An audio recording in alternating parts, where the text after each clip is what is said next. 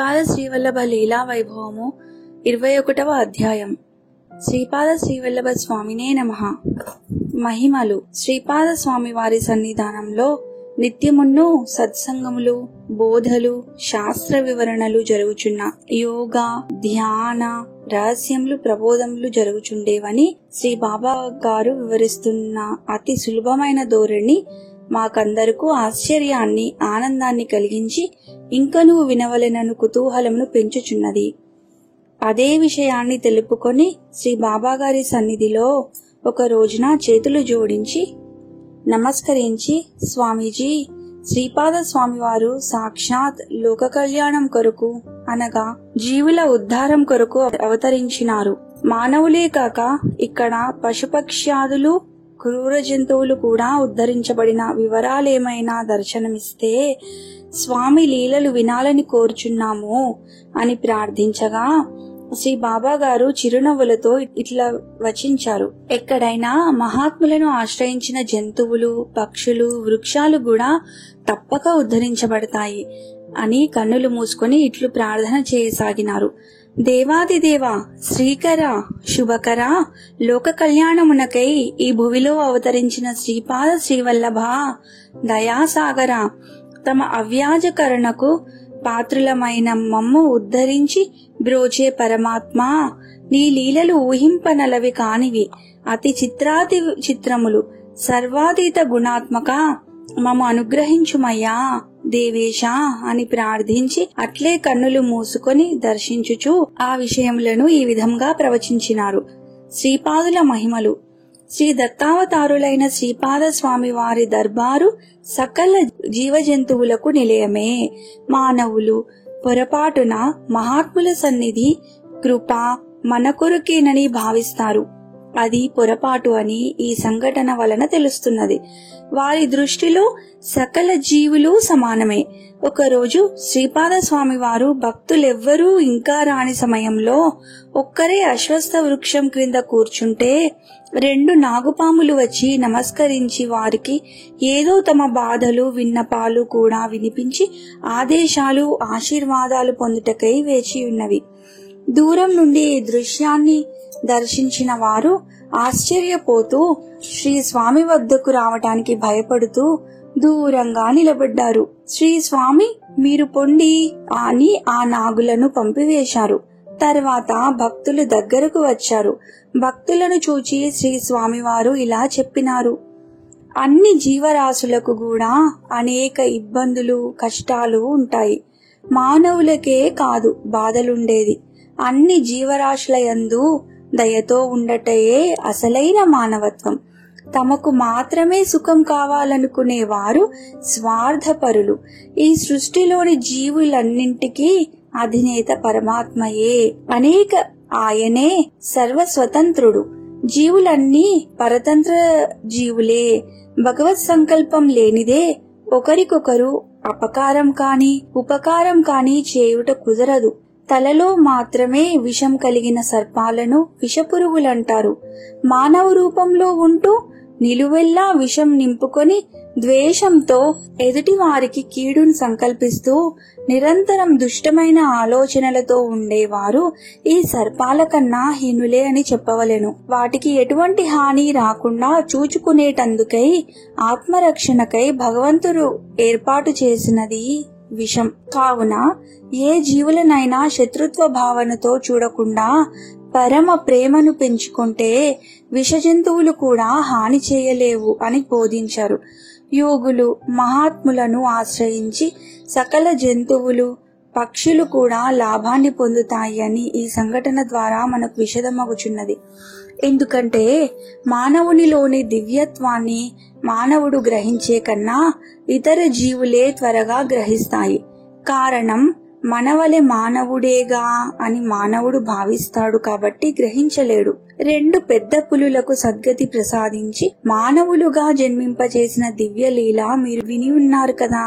ఒకసారి శ్రీ స్వామివారు దర్బారు తీర్చి అనేకులకు బాధల నివారణలకు ఉపాయములు బోధించుచున్న సమయంలో కిలకిల రావములతో పక్షుల సమూహము మూకుమ్మడిగా వచ్చి శ్రీ స్వామి వారి చుట్టూను అక్కడున్న సభలోని వారి చుట్టూను తిరుగుచూ రోదచేయ నారంభించినవి.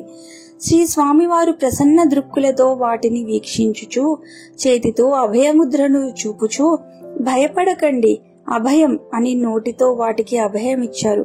సభలోని వారు పక్షుల గోలకు మీరు భయపడవద్దని శ్రీ స్వామి మాకే చెప్పుచున్నారని భావించి ఆ పక్షుల గోలకు మేమెందుకు భయపడతాము అనుకుంటున్నారు.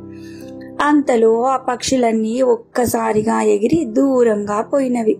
తర్వాత శ్రీ స్వామివారు సభలోనున్న 2 వ్యక్తులను దగ్గరకు పిలిచి దూరంగా కనబడే ఒక అశ్వత్థ వృక్షాన్ని చూపి ఆ చెట్టు క్రింద ఉన్న వ్యక్తులను నేను రమ్మన్నానని పిలుచుకురమ్మని పంపించారు. వారు పోయి ఆ చెట్టును నరకేటందుకు ప్రయత్నిస్తున్న 6 వ్యక్తులను పిలుచుకొని వచ్చారు. వారు శ్రీ స్వామి వారిని చూస్తూనే వచ్చి సాష్టాంగ నమస్కారం చేశారు.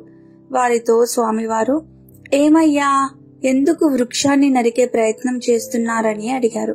వారు కాస్త భయంతోనే వంట చెరుకు కొరకు నరికేస్తున్నామని చెప్పారు. అప్పుడు శ్రీ స్వామి వారు వారికి ఈ విధంగా నచ్చ చెప్పారు. నాయనలారా, వేలాది పక్షులకు ఆవాసనమైనది, అనేక జనులకు నీడనిచ్చేది సాక్షాత్ నారాయణ రూపమైనది రావి చెట్టు. వంట చెరుకు కొరకు మరి ఏ ఇతర ముళ్ళ చెట్లను నరికి తెచ్చుకునండి, కాని దేవతా వృక్షాలను మాత్రం నరకరాదు. మర్రి, మేడి, జువ్వి, రావి, వేప, జమ్మి, మామిడి, మారేడు, నేరేడు ఈ 9 వృక్షాలకు కేవలం ఎండిపోయిన కొమ్మలను త్రుంచుకోవాలి, కాని పచ్చని చెట్లను నరికితే మీ వంశాంకురాలు నష్టపోతారు. ఆ పక్షుల నివాసాన్ని చెడగొట్టి పాపం మూట కట్టుకోవద్దు. మొక్కలు నాటి నీరు పోసి పెంచితే అవి ఎంత చక్కగా పెరుగుతుంటే మీకు ఆయురారోగ్య సంపదలు పెరుగుతాయి. ఈ రకంగా తప్పు చేయకుండా మంచి మార్గాన నడవండి, సుఖశాంతులతో జీవించండని వారికి హితవాక్యాలు పలికి వారిని కొంతసేపు అక్కడ కూర్చుండ చేసినందులకు సభలోని వారందరికీ ఆశ్చర్యకరమైన ధర్మ ప్రబోధం చేయుటం జరిగింది. అందరూ శ్రీ స్వామి వారికి నమస్కరించి, దేవదేవా, మా పాలిటి భాగ్యమై తమరిక్కడకు వచ్చినారు. కన్న బిడ్డలకు చెప్పినట్లు మాకు హితము బోధించినారని స్వామివారిని స్తుతించి తిరిగిపోయినారు. ఈ విధంగా శ్రీపాదుల ప్రబోధం విశదీకరించి శ్రీ విఠల్ బాబా గారు, పశు, పక్షి, జంతు సంతానం అంతా మాకు సమానమే, కానీ మానవుల దృష్టి స్వార్థ దృష్టి. భగవంతుడు మన కొరకే వృక్షాలను, ఆహార ధాన్యాలను, కూరగాయలను, జలచరాలను సృష్టించాడని స్వార్థంతో వాటన్నింటినీ తిన్నంత తిని ఇంకా కూడబెట్టుకుంటాడు.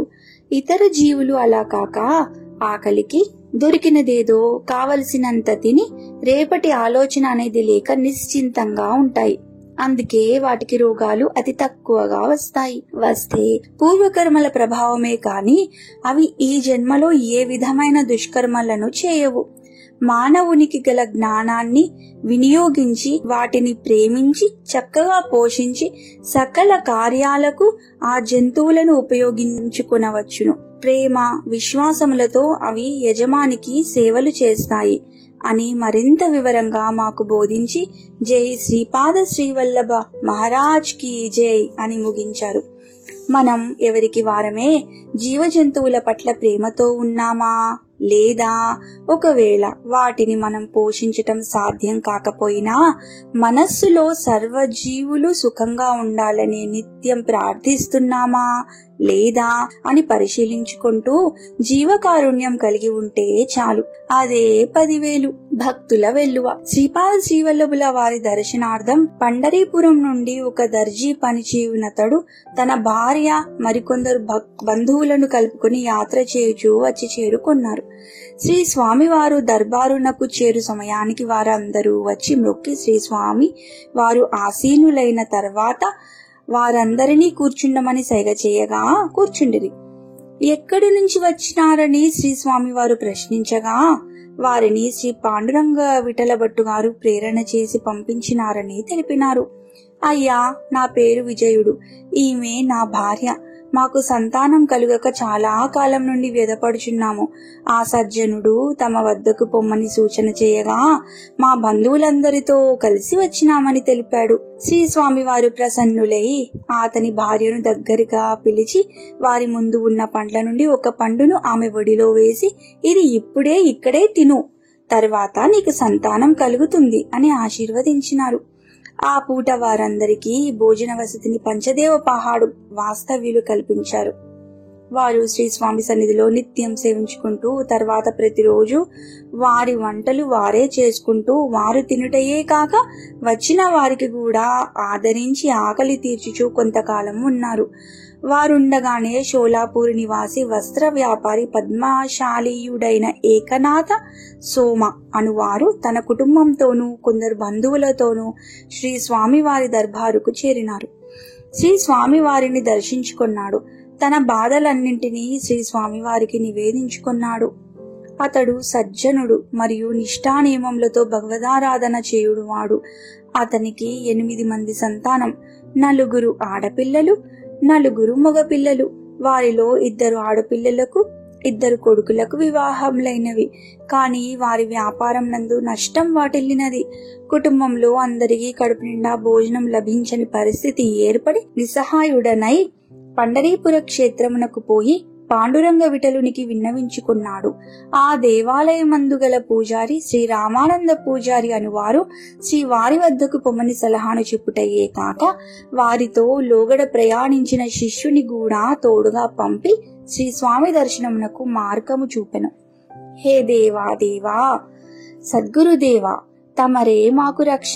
మేము పాపములే చేసితిమో పుణ్యములే చేసితిమో మాకేమీ ఎరుకలేదు. ఈ సంసార సాగరమును ఈదలేని స్థితిలో తమ పాదాల చెంతకు చేరినాము. తమరే మాకు దారి చూపి కాపాడే దైవం అని ప్రార్థించగా శ్రీ స్వామివారు అంతకు ముందుగానే అచ్చటికి చేరి ఉన్న పండరీపురవాసి విజయుని చేత వీరందరికీ అన్న సమారాధన చేయించినారు.